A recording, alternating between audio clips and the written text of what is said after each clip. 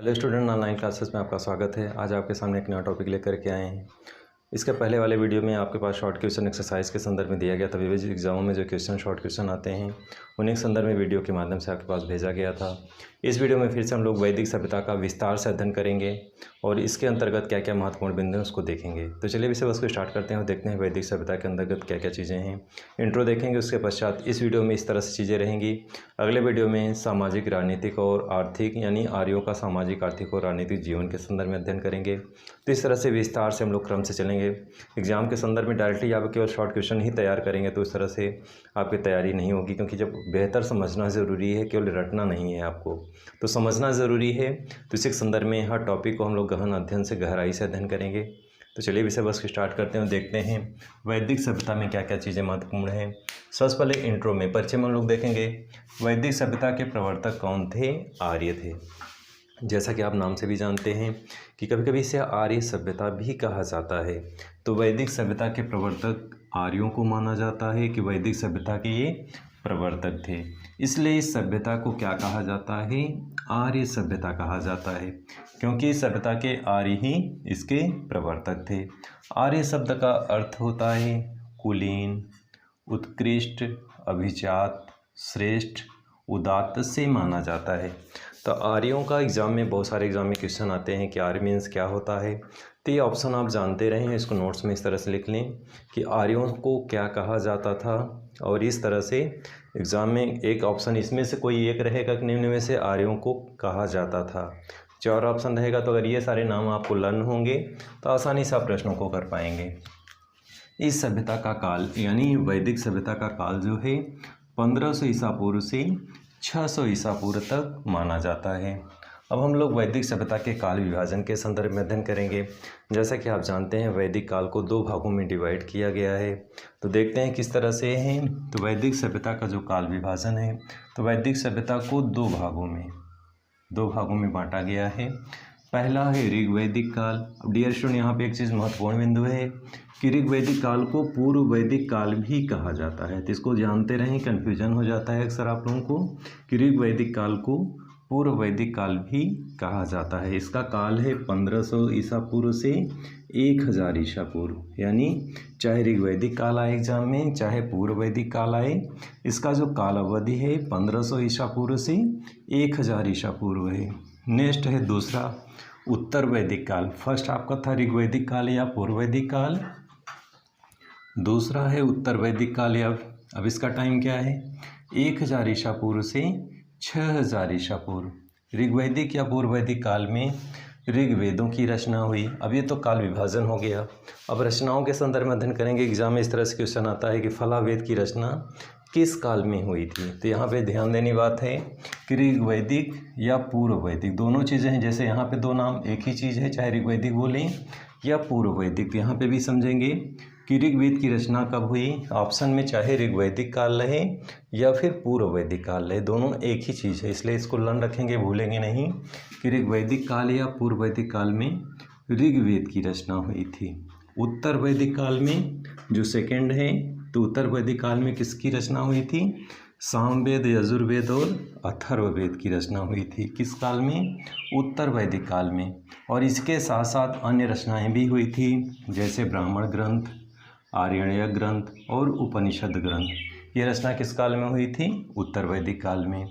1000 ईसा पूर्व के आसपास लोहे की खोज हुई और इसी खोज के कारण बदलाव हुआ। कहते हैं 1000 ईसा पूर्व, इसको रखेंगे कि 1000 ईसा पूर्व के समय लोहे की खोज हुई। और लोहा जो होता है मानव जीवन का आधार होता है। लोहे के कारण कृषि का विकास हुआ। लोहे के कारण मानव सभ्यता में बहुत ज़्यादा फेरबदल और परिवर्तन हुआ, क्योंकि लोहे से हम विविध प्रकार के औजार बनाते हैं। कृषि क्षेत्र में विकास तीव्र गति से होने लगा। लोहे के माध्यम से मानव जीवन अपने अन्य कार्यों को संपादित करते हैं, चाहे घरों का निर्माण हो, चाहे अन्य घरेलू उपकरण बनाना हो या फिर कोई अन्य यंत्र बनाना हो, तो लोहे का विशिष्ट योगदान होता है। और लोहे के विकास में मानव सभ्यता आगे बढ़ने लगी। तो आर्यों के समय में भी जो लोहे की खोज हुई, ये उनकी जो है विशिष्ट उपलब्धि थी और इसके माध्यम से उन्होंने अपने सभ्यता के विकास को आगे बढ़ाने में सफलता पाई। इसी क्रम में आगे बढ़ेंगे। आर्यों का मूल निवास स्थान। आर्यों के मूल निवास स्थान के संदर्भ में विद्वानों में मतभेद है।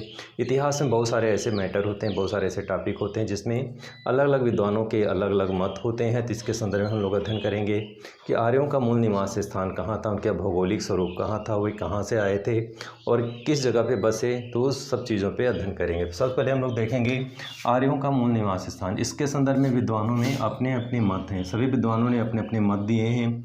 अब सबसे पहले हम लोग अध्ययन करेंगे मैक्स मूलर का।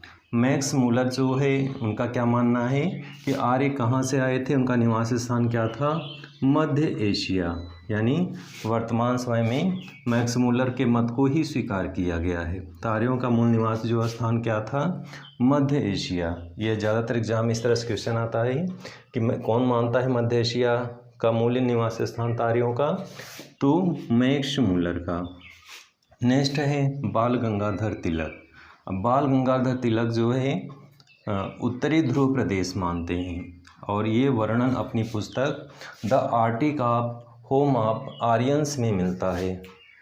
तो इस तरह से आर्यों के संदर्भ में जो बाल गंगाधर तिलक का मत है कि आर्य कहाँ से आए थे, उत्तरी ध्रुव प्रदेश से। अब इसमें उत्तरी ध्रुव आपको दिखाते हैं कि उत्तरी ध्रुव किसे कहा जाता है। जैसे ग्लोब है, ग्लोब के माध्यम से हम लोग समझेंगे कि जैसे पृथ्वी है तो पृथ्वी का जो ऊपरी हिस्सा है इसे उत्तरी ध्रुव और निचला जो हिस्सा है इसे दक्षिणी ध्रुव मानते हैं। तो जैसा आप देख रहे हैं कि ये इंडिया आपका यहाँ पे है, तो यहाँ से उत्तरी ध्रुव से यहाँ से इनका मूल निवास आर्यों का था और यहाँ से ये भारत में आए थे। इनका पदार्पण जो हुआ था कहाँ से हुआ था, उत्तरी ध्रुव प्रदेश से। जैसा कि ध्रुव दिख रहा है, पृथ्वी के दो हिस्से हैं, उत्तरी ध्रुव, ऊपर का हिस्सा उत्तरी ध्रुव और नीचे का हिस्सा दक्षिणी ध्रुव। तो आर्यों का जो आगमन हुआ था, मूल निवास स्थान कहाँ था, उत्तरी ध्रुव। यहाँ से इंडिया में आए थे, तो ये उत्तरी ध्रुव है और यहाँ से इंडिया में आए थे, भारत में आए थे। तो ये किसका मानना है, बाल गंगाधर तिलक का। कहते हैं उत्तरी ध्रुव में वर्तमान समय में सबसे ठंडा क्षेत्र होता है, बर्फ़ बहुत ज़्यादा वहाँ पे होता है।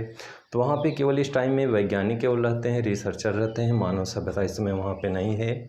वहाँ पे इस पर खोज चल रही थी। अगला टॉपिक ज्योग्राफी का टॉपिक है, कभी फिर से चर्चा होगी। तो केवल इतना जानते रहें कि जो उत्तरी ध्रुव आपने भौगोलिक रूप से समझा है, तो ये उत्तरी ध्रुव जो है प्रदेश है और ये बाल गंगा तिलक का मानना है कि आर्य का मूल निवास स्थान कहाँ था, उत्तरी ध्रुव प्रदेश। और अपने उन्होंने the Arctic home of the Aryans में उन्होंने इसका उल्लेख किया है। आगे बढ़ेंगे हम लोग। स्वामी दयानंद सरस्वती। स्वामी दयानंद सरस्वती जो है आर्यों का मूल निवास स्थान तिब्बत क्षेत्र को मानते हैं और इसका उल्लेख उन्होंने अपनी पुस्तक सत्यार्थ प्रकाश, उनकी रचना का नाम है, इसमें किया है। और इसके साथ साथ इंडियन हिस्टोरिकल ट्रेडिशन में भी इसका उल्लेख किया है कि आर्य का मूल निवास स्थान कहाँ पे था, तिब्बत में। नेक्स्ट है डॉक्टर अविनाश चंद्र दास। डॉक्टर अविनाश चंद्र दास जो हैं उन्होंने उल्लेख किया है कि आर्यों का मूल निवास स्थान क्या था, सप्त सिंधु प्रदेश। भारत का ये उत्तर पश्चिमी भाग, या कभी कभी एग्जाम में क्वेश्चन जो आते हैं आप केवल कोई चीज़ रटे ना, केवल समझें, क्योंकि रटते हैं जब आप लोग तो उसमें क्या होता है, कुछ से डिफरेंट क्वेश्चन जब आता है तब आप ऐसे प्रश्नों को नहीं कर पाते हैं। तो आप हर बिंदु को केवल समझें, क्योंकि समझने से आपका क्या बेनिफिट होगा कि जैसे यहाँ पे दिया है सप्त सिंधु प्रदेश, अगर एग्जाम में क्वेश्चन आ गया कि भारत का उत्तरी पश्चिमी भाग में रहते थे या उत्तरी दक्षिणी भाग में रहते थे, तो इस तरह से क्वेश्चन को कंफ्यूज कर देता है। तो आपको दो तरीके से लर्न करना है, या तो सप्त सिंधु पूछ सकता है या फिर ऐसे पूछ ले कि भारत का उत्तरी पश्चिमी भाग। तो इस तरह से जब आप कोई चीज़ समझते हैं तो आसानी से उस चीज़ को कर लेते हैं। वेदों में जो उल्लेख मिलता है, गंगा, गोदावरी, यमुना, सिंधु, सरस्वती, कावेरी, नर्मदा, इन नदियों का वेदों में नाम आता है। अब यहाँ पे एक चीज़ दिया गया है, सप्त सिंधु प्रदेश। तो सप्त सिंधु क्या चीज़ है, 7 नदियों का संयुक्त रूप से सप्त सिंधु प्रदेश के नाम से जाना जाता है। यानी जो 7 नदियाँ थी उन्हीं को सप्त सिंधु प्रदेश के क्षेत्र के रूप में जाना जाता है। अब सप्त सिंधु नदियों में कौन कौन से हैं, तो सिंधु है, सरस्वती है, वितस्ता है जिसे झेलम कहा जाता है, अस्किनी है जिसे चिनाव कहा जाता है, पुरुषणी है जिन्हें रावी कहा जाता है, विपाशा है जिसे ब्यास कहा जाता है और शतुद्री है जिसे सतलज कहा जाता है। ये 7 नदियां हैं और इन 7 नदियों को जो क्षेत्र था फैला हुआ था सप्त सिंधु प्रदेश। तो सप्त सिंधु नदियों के नाम पे सप्त सिंधु जो क्षेत्र बना, ये किसका मानना है, डॉक्टर अविनाश चंद्रदास का। तो डियर स्टूडेंट, इस तरह से आर्यों का जो मूल निवास स्थान था इसके संदर्भ में अध्ययन किया। आर्यों के कुछ इंट्रो में आपने अध्ययन किया। अगले वीडियो में हम लोग अध्ययन करेंगे वैदिक सभ्यता का सामाजिक जीवन, राजनीतिक जीवन, धार्मिक जीवन और आर्थिक जीवन। तो पूरे लेसन क्रम टू क्रम चलेंगे हम लोग एक सिस्टमेटिक तरीके से, और इस तरह से आपको लॉन्ग क्वेश्चन भी चलता रहेगा और बीच बीच में एक्सरसाइज करने के लिए 20 या 30 क्वेश्चन आपको देते रहेंगे। तो डियर स्टूडेंट, आज वीडियो में बस इतना ही। अगले वीडियो में फिर से मिलेंगे, तब तक के लिए धन्यवाद।